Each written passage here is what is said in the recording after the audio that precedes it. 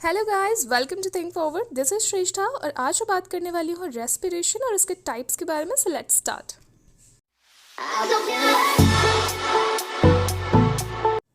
So guys, यहाँ पे हम बात करेंगे रेस्पिरेशन की प्रोसेस के बारे में कि रेस्पिरेशन होता क्या है। तो रेस्पिरेशन की अगर हम बात करें तो रेस्पिरेशन एक बायोकेमिकल ऑक्सीडेशन रिएक्शन होती है। बायोकेमिकल ऑक्सीडेशन रिएक्शन यानी कि जैव रासायनिक ऑक्सीकरण अभिक्रिया होती है। इस प्रोसेस में क्या होता है, इसमें जो ह्यूमंस होते हैं वो ऑक्सीजन लेते हैं इन्वायरमेंट से और वही ऑक्सीजन जो स्पेसिफिक ऑर्गन्स हैं वो ऑक्सीजन को कैच करते हैं इन्वायरमेंट से और हमारी बॉडी के डिफरेंट डिफरेंट सेल्स में यानी कोशिकाओं में उसको पहुंचाते हैं। और इसीलिए हम रेस्पिरेशन को क्या कह सकते हैं कि इसमें क्या होता है, कार्बनिक कंपाउंड्स का ऑक्सीडेशन होता है यानी कि कार्बनिक कंपाउंड्स का ऑक्सीकरण होता है। अगर हम ओवरऑल प्रोसेस की बात करें कि क्या होता है, इसमें क्या क्या चीज़ों का प्रोडक्शन होता है, तो पूरी जो ओवरऑल रिएक्शन होती है रेस्पिरेशन की, उसमें क्या होता है, हम ऑक्सीजन लेते हैं इन्वायरमेंट से, ये तो सभी को पता है। रिलीज़ क्या होता है हमारी बॉडी से, कार्बन डाइऑक्साइड, और हमें क्या मिलती है, ऊर्जा मिलती है यानी कि एनर्जी मिलती है जिससे हम डेली लाइफ रूटीन के काम कर पाते हैं। तो हमारा जो एनर्जी है वो किस फॉर्म में स्टोर होता है हमारी बॉडी में, तो एटीपी के फॉर्म में होता है। इसीलिए एटीपी को हम क्या कहते हैं, energy currency of the cell कहते हैं। ठीक है, इसी के फॉर्म में हमारे एनर्जी जो होती है वो स्टोर होती जाती है और यही एनर्जी हमारे जो वेरियस जो हमारे मेटाबॉलिक रिएक्शंस होती हैं यानी कि जो हमारे विभिन्न प्रकार की उपापचयी क्रियाएं होती हैं जो बॉडी में, उनमें यूज़ होती है ये एनर्जी। और उसके अलावा अगर हम उसके टाइप्स की बात करें रेस्पिरेशन की, तो अगर हम ऑक्सीजन के प्रेजेंस और ऑक्सीजन के एब्सेंस के बेसिस पर अगर उसके टाइप्स देखें तो दो टाइप्स के होते हैं। सबसे पहला आप यहाँ पे देख पा रहे होंगे एरोबिक और ऑक्सी रेस्पिरेशन, यानी कि वायवीय या ऑक्सी, ऑक्सी से वर्ड से क्लियर हो रहा है कि ऑक्सीजन की प्रेजेंस में होगा। ठीक है, और दूसरा नाम क्या है, वायवीय, यानी वायु में क्या है, ऑक्सीजन है, इसलिए क्या बोलते हैं, वायवीय श्वसन।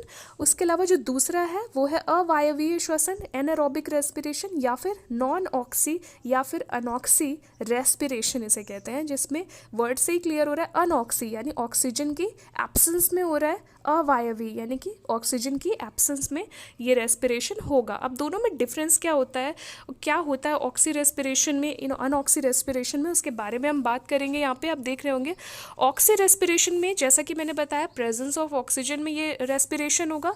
ये श्वसन कैसा होगा, ऑक्सीजन की प्रेजेंस में होगा। उसके अलावा जो रिएक्शन होगी उसमें ग्लूकोज जो हम खा रहे हैं, जो भी हम कार्बोहाइड्रेट ले रहे हैं, वो अल्टीमेटली क्या है, ग्लूकोज है।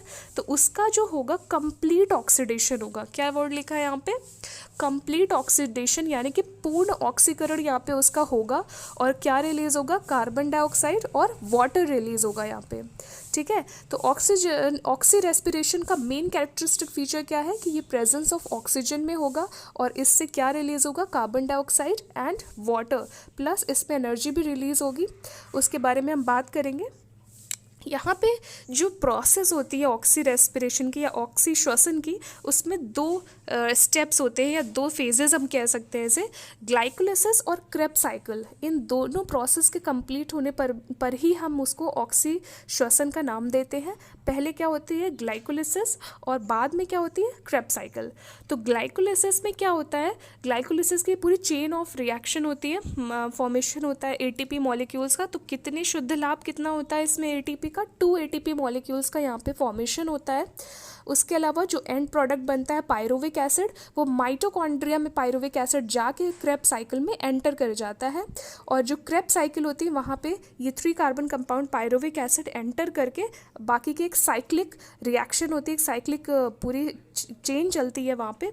और कितने एटीपी का प्रोडक्शन होता है यहाँ पे, तो यहाँ पे जब टोटल ग्लाइकोलिसिस का मिला के, क्रेब्स साइकिल का मिला के जब देखेंगे तो 38 एटीपी मॉलिक्यूल्स का यहाँ पे 1 ग्लूकोज मॉलिक्यूल के ऑक्सीडेशन से 38 एटीपी मॉलिक्यूल्स का यहाँ पे लाभ हमें देखने को मिलता है। तो क्रेब्स साइकिल में कितने एटीपी का फॉर्मेशन हो गया, 30 एटीपी, कितना हो गया, 36 एटीपी मॉलिक्यूल्स का क्रेब्स साइकिल में फॉर्मेशन हो गया। तो ये यहाँ पे ये याद रखिएगा कि ये 1 मॉलिक्यूल की बात हो रही है सिर्फ, इसलिए 38 एटीपी मॉलिक्यूल्स यहाँ पे राइट आंसर होगा।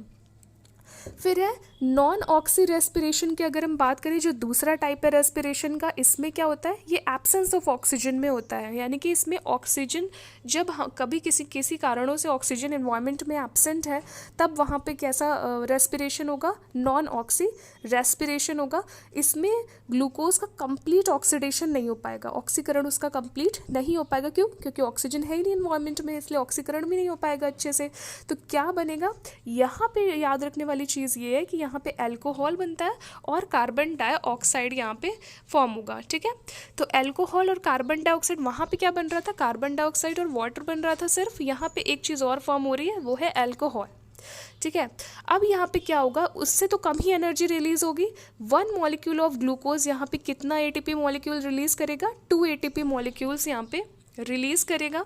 वहाँ पे भी ग्लाइकोलाइसिस में 2 एटीपी मॉलिक्यूल्स का शुद्ध लाभ हो रहा था, लेकिन वहाँ पे उसके बाद क्रेब्स साइकिल भी चल रही थी जहाँ पे 36 एटीपी मॉलिक्यूल्स का फॉर्मेशन हो रहा था, तो टोटल 38 एटीपी का फॉर्मेशन हो रहा था। लेकिन यहाँ पे सिर्फ 2 एटीपी मॉलिक्यूल्स का फॉर्मेशन हो रहा है और एनर्जी कितनी रिलीज हो रही है, सिर्फ 27 किलो कैलोरी एनर्जी यहाँ पे रिलीज हो रही है। अगर हम उसकी बात करें, ऑक्सीश्वसन की बात करें, तो ऑक्सीश्वसन में क्या होता है, 673 किलो कैलोरी रिलीज होती है। वहाँ पे कितनी रिलीज होती है, 673 किलो कैलोरी एनर्जी रिलीज होती है। तो यहाँ पे देख सकते हैं इससे तो काफ़ी कम है, क्योंकि यहाँ पे कंप्लीट ऑक्सीडेशन नहीं हुआ है।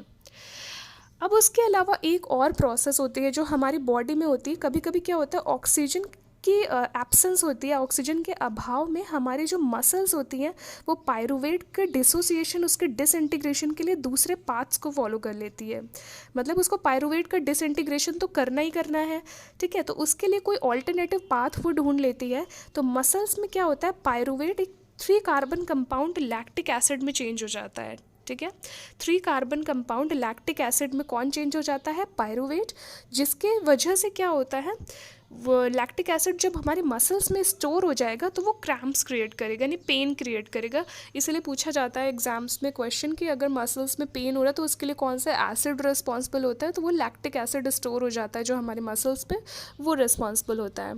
तो अगर हम यहाँ पे पूरी प्रोसेस देखें, जैसे अगर हम लंग्स का स्ट्रक्चर देखें, तो लंग्स के स्ट्रक्चर में क्या क्या देखने को मिल रहा है। देखिए, सबसे पहले तो ग्रसनी आपको यहाँ पे जो आपका क्या बोलते हैं उसको, फैरिंग्स है। यहाँ पे फैरिंग्स के नीचे आपका लैरिंग्स आएगा, मतलब लैरिंग्स के बाद फिर आपका क्या आएगा, ट्रैकिया आएगा, और ट्रैकिया के बाद आपका क्या आएगा, आपके ब्रोंकियाई और उसके ब्रोंक्यूल्स में वो डिवाइड हो जाए, ट्रैकिया, ब्रोंकाई, फिर ब्रोंक्यूल्स, मतलब शाखान्वित होता जाता है। और जितनी फाइन ट्यूब्यूल्स होती जाती हैं उतना ही हम उस वर्ड को और डिफ्रेंशिएट करते जाते हैं। ठीक है, तो यहाँ पे ब्रांचेस होती जा रही हैं। तो ब्रोंकाई किस में डिवीजन हो गया, ब्रोंक्यूल्स में डिवीजन हो गया, और यहाँ पे पूरा एक कूपिकाएँ बन जाती हैं। यहाँ पे जो आप देख रहे हैं स्ट्रक्चर, ये जो सॉलिड ग्लोबुलर स्ट्रक्चर जो आप देख रहे हैं वो कूपिकाएँ हैं जो गैसियस एक्सचेंज का काम करती हैं। तो अगर हम यहाँ पे वायु कूपिका यानी कि एल्वियोलाई का स्ट्रक्चर देखें, तो यहाँ पे आप एल्वियोलाई में देख पा रहे होंगे कि यहाँ पे ऑक्सीजन अंदर गई। ठीक है, अब यहाँ पे देखिए, यहाँ पे इसी को जूम करके दिखाया गया है, इसके जो स्ट्रक्चर है एल्वियोलाई का। तो यहाँ पे जब ऑक्सीजन अंदर गई तो यहाँ पे क्या होगा, कहाँ पे एक्सचेंज हो रहा है गैसों का, ब्लड में ही हो रहा है ना। तो ब्लड में ही हमारे हीमोग्लोबिन है, वही ऑक्सीजन कैरी करके लेके जाता है सेल्स में, और वही कार्बोक्सी हीमोग्लोबिन लेके वापस आता है। तो ब्लड, ये आपका ब्लड फ्लो कर रहा है। यहाँ पे क्या है, रेड ब्लड कॉर्पसल्स है यहाँ पे। ठीक है, पूरा भरी हुई है वेसल्स में।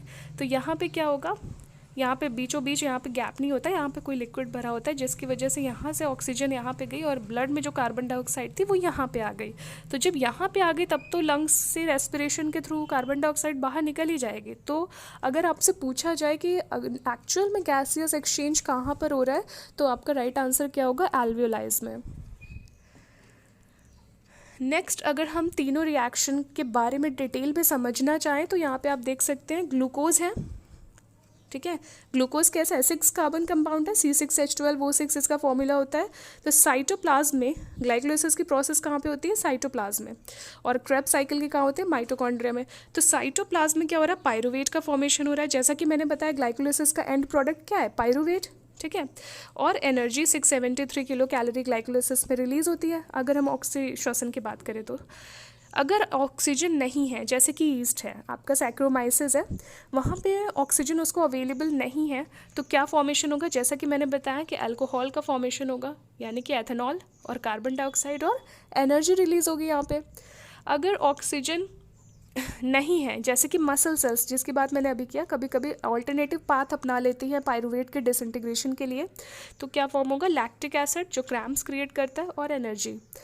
अगर ऑक्सीजन है तब तो कोई दिक्कत ही नहीं है, क्योंकि कार्बन डाइऑक्साइड, वाटर, एनर्जी, पूरी 673 किलो कैलोरी एनर्जी हमें यहाँ पे मिलेगी, और यहाँ पे कितनी मिलेगी? 27 किलो कैलोरी मिलेगी।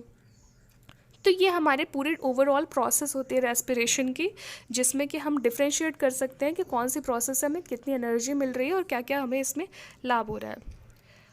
उसके बाद अगर हम ब्रेकिंग देखें, अगर एक ATP bond phosphate bond break हो रहा है तो कितनी एनर्जी रिलीज होती है? 7.6 किलो कैलोरी एनर्जी रिलीज होती है, और एटीपी किस में कन्वर्ट हो जाता है? एडीपी में, यानी एडेनोसिन डाइफॉस्फेट में। एक ही फॉस्फेट बॉन्ड टूटा है तो क्या हो जाएगा? डाई लग जाएगा, ट्राई नहीं होगा फिर। उसके बाद अगर हम प्रोसेस ऑफ रेस्पिरेशन देखें तो इसमें उसको दो टाइप्स में डिवाइड किया जा सकता है, एक्सटर्नल रेस्पिरेशन यानी कि बाह्य श्वसन, और इंटरनल रेस्पिरेशन यानी कि अंतः श्वसन। तो बाह्य श्वसन में क्या होता है? दो प्रोसेस आ जाती हैं आपकी, रेस्पिरेशन और गैसियस एक्सचेंज। रेस्पिरेशन में क्या होता है कि जो इन्वायरमेंट है वहाँ से प्योर ऑक्सीजन अंदर आती है और कार्बन डाइऑक्साइड बाहर निकलती है, डिस्चार्ज होती है। तो इस पूरी प्रोसेस को हम क्या कहते हैं? रेस्पिरेशन कहते हैं। तो अगर हम सांस अंदर ले रहे हैं तो वो क्या होगा? इंस्पायरेशन, और सांस बाहर ले छोड़ रहे हैं तो वो क्या होगा? एक्सपायरेशन। तो ये पूरी प्रोसेस कहाँ पे आ जाती है? रेस्पिरेशन में। अब देखते हैं गैसियस एक्सचेंज में क्या होता है। गैसियस एक्सचेंज में सिंपल डिफ्यूजन होता है, ठीक है। अगर प्लांट्स की बात करें तो डिफ्यूजन किसके थ्रू होगा? स्टोमेटा के थ्रू होगा, लेकिन अगर ह्यूमन की बात करें तो डिफ्यूजन कैसे होगा? लंग्स के थ्रू होगा। तो एल्वियोलाइज में ऑक्सीजन आएगी और कार्बन डाइऑक्साइड कोशों में फिर से विसरित हो जाएगी। तो यहाँ पे क्या होगा? गैसियस एक्सचेंज सिंपली हो रहा है, वो सेल्स में नहीं गई है, अभी सिर्फ गैसियस एक्सचेंज हुआ है। अब आता है इंटरनल रेस्पिरेशन, इसको हम सेलुलर रेस्पिरेशन भी कहते हैं। इसमें जो अंदर के ऑर्गेनल्स होते हैं उसमें रेस्पिरेशन होता है, और जो हमारे अंदर के इंटरनल सेल्स, सेलुलर रेस्पिरेशन हो रहा है, जो सेल्स में भी ऑक्सीजन जहाँ पहुँच रही है वो इंटरनल रेस्पिरेशन के थ्रू पहुँच रही है। So this is all for today. In the next video I will talk about some other topics. Stay tuned. Thank you so much.